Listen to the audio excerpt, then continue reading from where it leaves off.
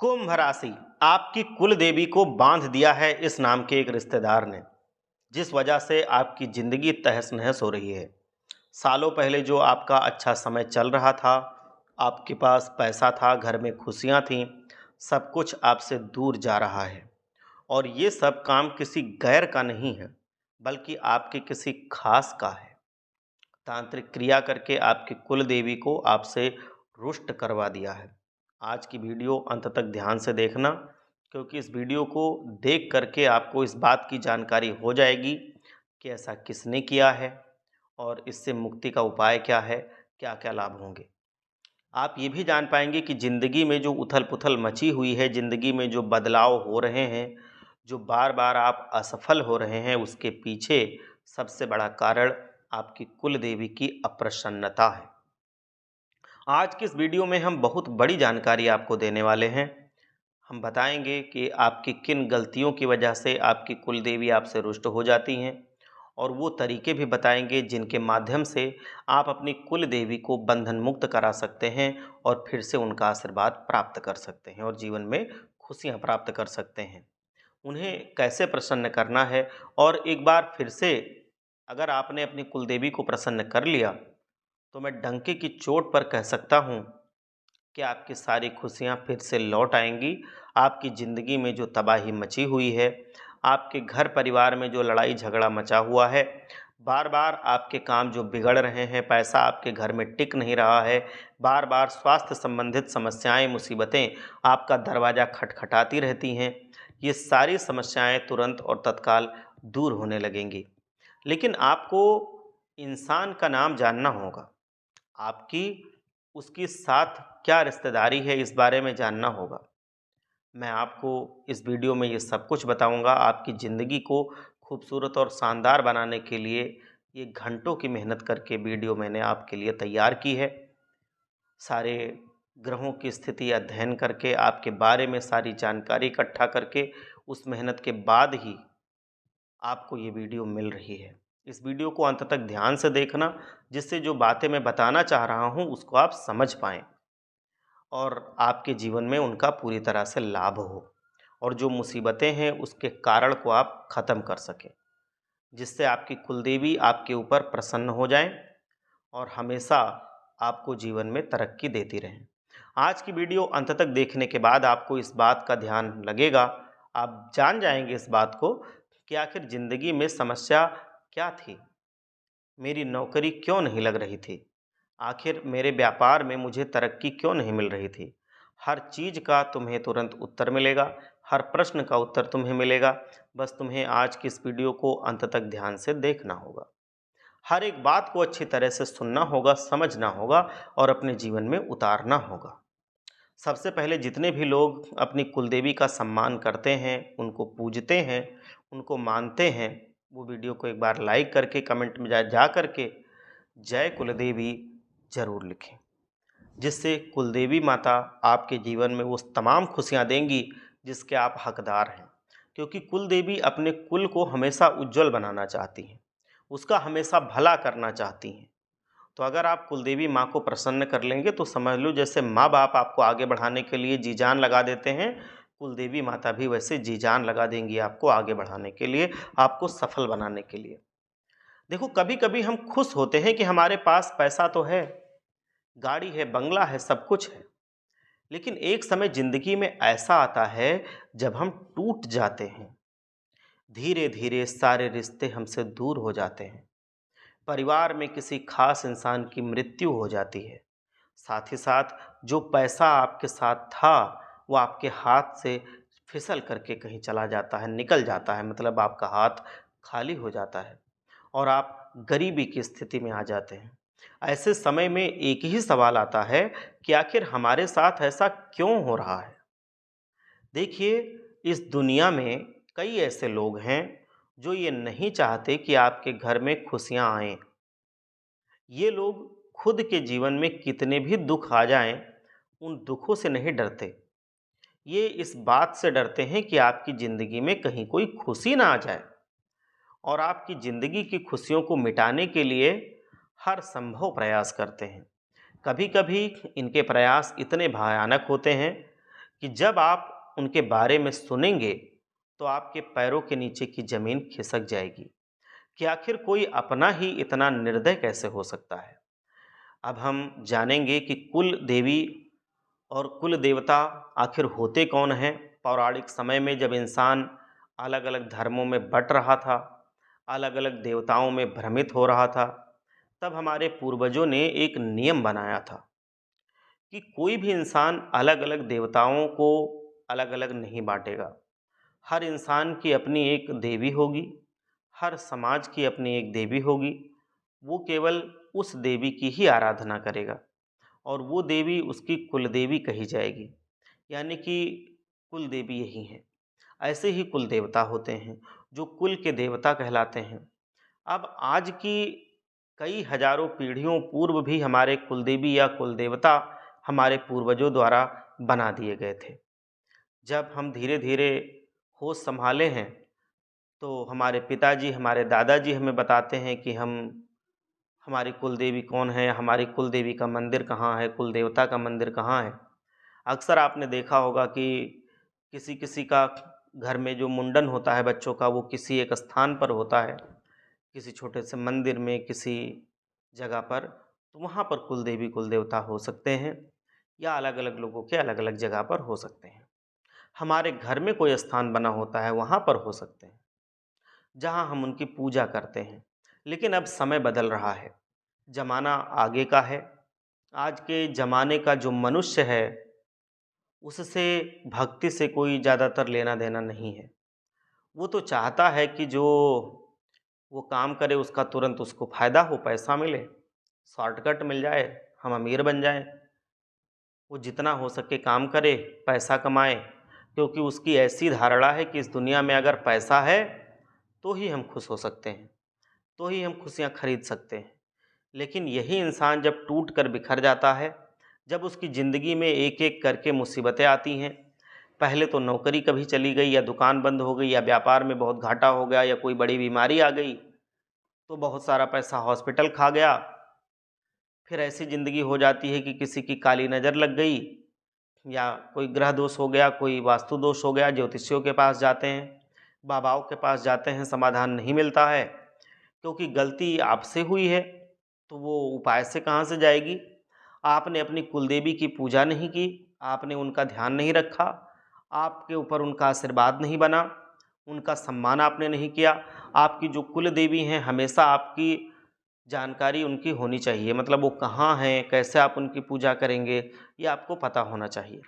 रोज़ाना उनके नाम की आपको भोग लगाना चाहिए, उन्हें याद करना है, उनके निमित्त दान करना चाहिए और रोज़ाना एक देसी घी का दीपक उनके स्थान पर जलाना चाहिए।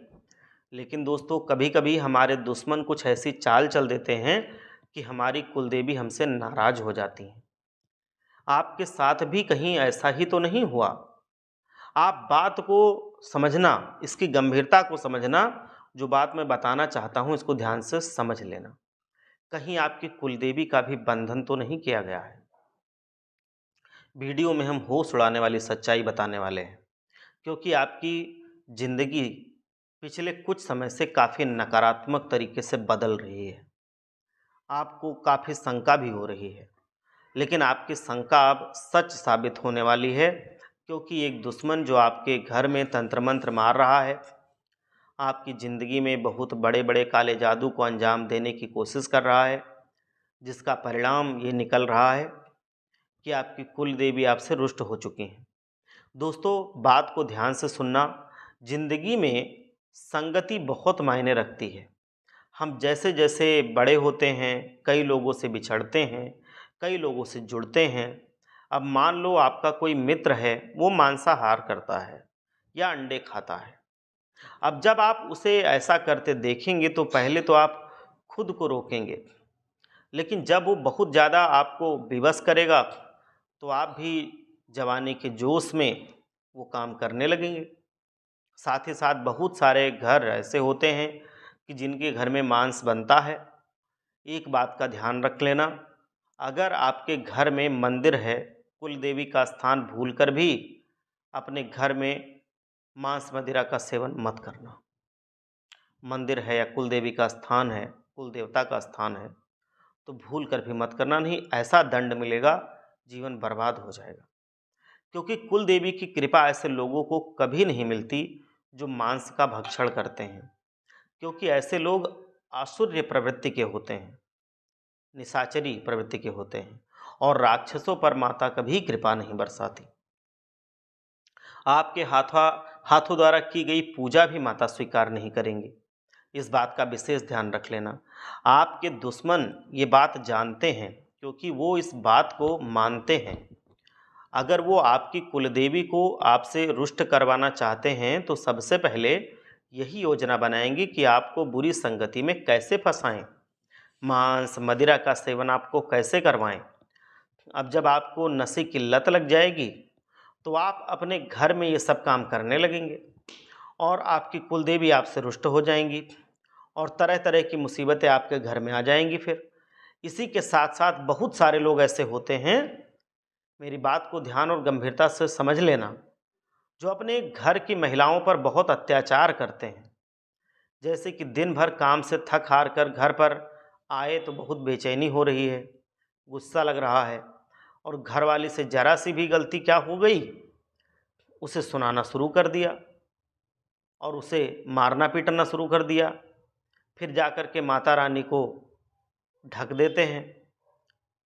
जो तुम्हारे घर में बहू बेटी हैं वो भी कुल देवी का ही एक रूप है, वो भी आदिशक्ति जगदम्बा माता लक्ष्मी का स्वरूप है। तो इस वजह से मंदिर ढकने से, अपने घर में या कुलदेवी को ढकने से आपके पाप नहीं छिपेंगे। तो इस वजह से ऐसा मत कीजिए। और तुम उससे ऊपर अत्याचार करोगे, उसके ऊपर हाथ उठाओगे, उसे अपशब्द कहोगे, तो तुम्हारी कुलदेवी भला कैसे प्रसन्न होंगी। बात को मेरे ध्यान से सुनना और मानना। तुम पत्नी से बहुत प्यार करते हो, लेकिन तुम्हारे घर के अन्य लोग उसे बहुत बुरी तरह से ताने मारते हैं, खरी खोटी सुनाते हैं, छोटी छोटी गलतियों पर उसका दिल दुखाते हैं। अपनी बेटी को तो अच्छा रखते हैं, लेकिन उसे बात बात पर सुनाते हैं, लड़ते हैं, झगड़ते हैं। तो वहाँ पर भी कुलदेवी नाराज हो जाती हैं। इसीलिए बहुत सावधानी पूर्वक आपको इस बात का ध्यान रखना होगा कि हर स्त्री के अंदर हमारी कुलदेवी विद्यमान है, क्योंकि वही जगदम्बा हैं, वही भवानी हैं। हमें हमेशा मंदिर में बैठे पूजन से पहले अपने घर के मंदिर में मौजूद भगवान की स्तुति करनी चाहिए, उन्हें प्रणाम करना चाहिए, उन्हें नमस्कार करना चाहिए। और जैसे बहुत सारे लोग हैं जो घर में माँ बाप को गाली बकते हैं और मंदिर में जा कर के भोले बाबा के सामने साक्षात दंडवत प्रणाम करते हैं, ऐसे लोगों की भक्ति भगवान कभी स्वीकार नहीं करते, यह हम गारंटी के साथ कह सकते हैं। इसीलिए आपको इस बात का ध्यान रखना होगा, अपने घर की महिलाओं का आदर सम्मान करना जरूरी है। घर की महिलाओं का आदर सम्मान करिए, बाहर की भी जो महिलाएं हैं उनका भी आदर सम्मान कीजिए। कई बार काम का भाव मन में आ जाता है, गलत वासना दिमाग में चल जाती है, वो चीज़ें बहुत बुरी होती हैं, बहुत दंड देती हैं। और माया का ये बंधन जब आपको जकड़ता है तो एक एक करके आपकी सारी खुशियां छिन जाती हैं, सारी खुशियां आपकी खत्म हो जाती हैं, और गम के साये में आपका जीवन डूब जाता है। तो अब इसको आपको ध्यान रखना है। आपका जो दुश्मन है जिसकी हम बात कर रहे हैं, आपका दुश्मन ये बात बखूबी जानता है। इसलिए आपकी कुलदेवी का बंधन करने के लिए, आपको आपकी कुलदेवी से दूर करने के लिए ये जो दुश्मन है ये तरह तरह के षड्यंत्र बना रहा है।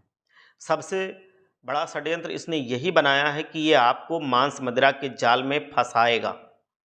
आपका कोई खास जिगरी मित्र भी अगर आपको इस दिशा में मोड़ रहा हो तो समझ लेना कि वो आपका मित्र नहीं हो सकता, वो आपका दुश्मन है।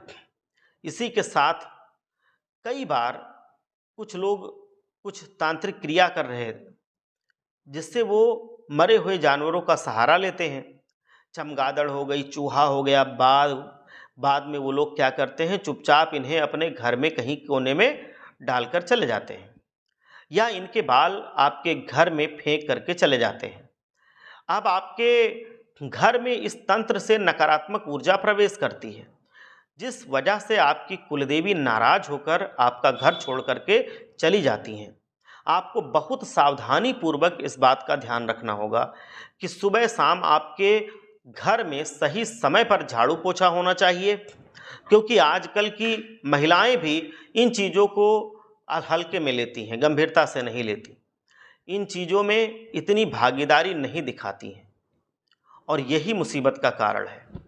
उन्हें तो पैसा कमाना है, जॉब पर जाना है, लेकिन घर में काम वाली बाई रख लेती हैं। वही आती है, झाड़ू पोछा करती है, लेकिन उसे देखने वाला कोई नहीं होता। इसीलिए वो इस तरह से काम करती है, मान लो पाप काट रही हो। वो तो जैसे चीज़ों को करके चली जाती है, अच्छे से झाड़ू पोछा नहीं हो पाता, घर में साफ सफाई अच्छी हो ही नहीं पाती है। घर में सफाई के नाम पर बस एक नाम ही होता है, दिखावा होता है, कोई सच वाली सफाई नहीं होती है। हर जगह धूल बड़ी रहेगी, हर जगह पूरी फर्श पर पूरी तरह से चिकनाहट नहीं आ पाएगी, सफाई नहीं आ पाएगी। तो इससे भी कुलदेवी माता नाराज होती हैं, अन्नपूर्णा माँ भी नाराज होती हैं, लक्ष्मी माँ भी नाराज होती हैं। ये आपको ध्यान रखना है। तुम्हारे दुश्मन ने ये योजनाएं बनाई हैं, कुलदेवी का आशीर्वाद आपको नहीं मिल पाता, तुम्हारे दुश्मन ने योजना बहुत बड़ी बना ली है। थोड़ा सावधान हो जाओ, वरना बहुत बड़ी मुसीबत में फंसने में देर नहीं लगेगी। वो इंसान जिसके ऊपर कुलदेवी या कुलदेवता प्रसन्न हो जाते हैं, आशीर्वाद देते हैं, वो दिन दुगनी रात चौगुनी तरक्की करता जाता है, अपनी जिंदगी में सब कुछ पा लेता है। लेकिन एक वो इंसान जो अपनी जिंदगी में कुलदेवी कुलदेवता को नाराज कर देता है, जो उनका ध्यान नहीं रखता, उन्हें याद नहीं करता, वो कितना भी बड़ा इंसान बन जाए, लेकिन उसको रोड पर आने में देर नहीं लगती। इसीलिए जिंदगी में एक बात का विशेष ध्यान रखना, अपने घर को स्वच्छ बना करके रखना, अपनी आत्मा को स्वच्छ बना करके रखना। सारे लोग होते हैं जो मन में बड़ा क्लेश रखते हैं कि ये इंसान बर्बाद हो जाए तो उनके दिल को सुकून मिले, उनके दिल को ठंडक मिले, उनको रोटी हजम हो जाए। और कुछ लोग होते हैं जो घर के बाहर बैठ जाते हैं और किसी न किसी की बुराई करते रहते हैं, उनको निंदा रस पीना होता है। बहुत सारी महिलाएं ऐसी होती हैं कि भाई, बहुत सारे पुरुष ऐसे होते हैं जो किसी इंसान की नौकरी चली गई इस बात की कामना करते हैं, और कोई इंसान बर्बाद हो जाए इस बात की इच्छा रखते हैं। कई बार लोग इस हद तक गिर जाते हैं कि किसी की बुद्धि कभी अगर वो हो गई तो भी पूरी तरह से वो उसमें फंसाने की कोशिश करते हैं। कई बार इतना गिर जाते हैं कि मतलब अगर कोई अपना दिमाग नहीं लगा पा रहा है तो उसको फंसा देंगे। तो आपको क्या लगता है कि आपने किसी की बुराई की, आपको किसी से बुराई करने से कोई दंड नहीं मिलेगा? दंड मिलेगा, जो भी ऐसा करेगा। आज नहीं तो कल मिलेगा, लेकिन मिलेगा जरूर। क्योंकि अगर कोई सीधा साधा इंसान है, उसकी बुद्धि नहीं काम कर रही है, तो आपको तो उसको सही रास्ता दिखाना है। ऐसा नहीं कि बुद्धि नहीं काम कर रही है तो आप उसको पूरी तरह से और गलत रास्ता पकड़ा देंगे कि वो और बर्बाद होता चला जाए। आप उससे अपनी जलन निकाल लेंगे, आप उसको ऐसे गड्ढे में गिराने की कोशिश करेंगे जहां से वो बाहर ही ना निकल पाए। ये गलत है। जो ऐसा करता है, भगवान उसको दंड जरूर देते हैं। और सबसे बड़ी बात यह है कि जगत भलाई का काम, जगत सम्मान का काम आप अगर करेंगे तो आप हर मुसीबत से बाहर निकल जाएंगे। गलत दृष्टि से किसी को भी नहीं देखना है, गलत काम कभी नहीं करना है। और जो नियम कानून है, जो कायदे हैं, उनके अनुसार ही सारे काम करना है। जल्दी सोना है, जल्दी उठना है, मेहनत की आदत डालनी है। जो जुआ है, सट्टेबाजी है, इनसे दूर रहना है। कोई भी निवेश भी करना है, निवेश करना अच्छी बात है, लेकिन निवेश करने से पहले सारी चीज़ें जांच पड़ताल करना ये भी ज़रूरी है। किसी गलत चीज़ में अपनी कमाई का पैसा, अपनी मेहनत का पैसा फंसाना नहीं है, लगाना नहीं है।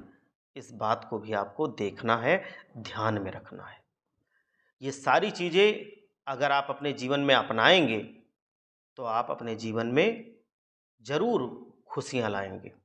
और अगर कुलदेवी को आपके बांध दिया गया है तो आप एक काम करेंगे, कुलदेवी या कुलदेवता को आप बंधन मुक्त करने के लिए क्या करें, जब भी कभी आपके घर में कोई पूजा होती है, जैसे मान लो सत्यनारायण की पूजा हुई, कथा हुई, सत्यनारायण की कथा हुई, या कोई भी दूसरी पूजा आप मान सकते हो, वहां पर आप हनुमान जी को स्थापित कर देना। हनुमान जी को स्थापित करने के बाद